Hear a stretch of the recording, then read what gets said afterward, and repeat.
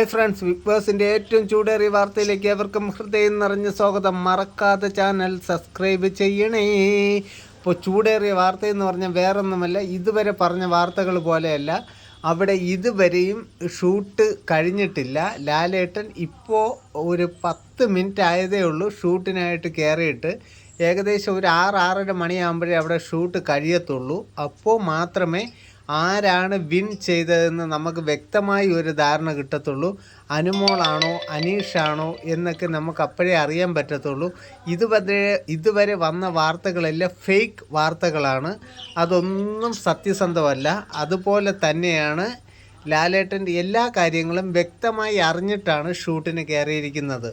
തൊപ്പി വോട്ട് പിടിച്ചതും പിന്നെ അനുമോ കോട്ട് പിടിച്ചതും എല്ലാം വ്യക്തമായിട്ട് അറിഞ്ഞു കഴിഞ്ഞു. അതുകൊണ്ട് ആരാണ് വിൻ ചെയ്യുക എന്നുള്ളത്, ആർക്കാണ് വോട്ട് കൂടുതൽ എന്നുള്ളതൊക്കെ നമുക്ക് ഈ ഷൂട്ട് കഴിഞ്ഞെങ്കിൽ മാത്രമേ വ്യക്തമായിട്ട് പറയാൻ പറ്റത്തുള്ളൂ.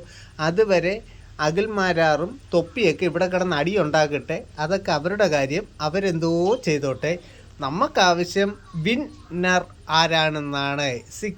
ഈ സീസൺ 7 വിൻ ചെയ്തത് അനുക്കുട്ടിയാണോ അതോ നമ്മുടെ അനീഷാണോ എന്നൊക്കെ നമുക്കറിയണം.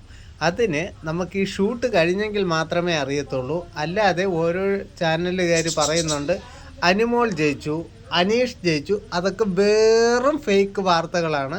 അതിലൊന്നും ഒരു സത്യസന്ധതയുമില്ല.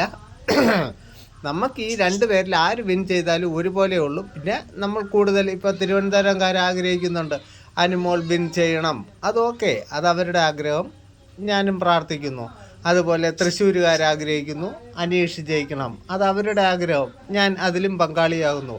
2 പേരിൽ ആര് ജയിച്ചാലും എനിക്ക് ഒരുപോലെ ഉള്ളൂ. കാര്യം എന്ന് പറഞ്ഞാൽ 2 പേരും നല്ല ഗെയിമറാണ്, നല്ല ഗെയിം പ്ലാനായിട്ട് വന്നതാണ്.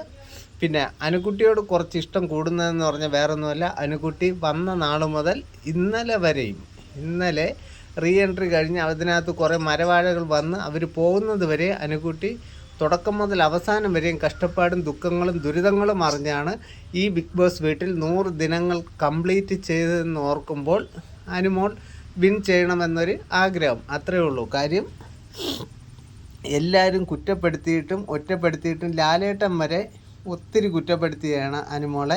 അതുകൊണ്ട് അനുമോൾ വിൻ ചെയ്യണം എന്നാണ് ആഗ്രഹം.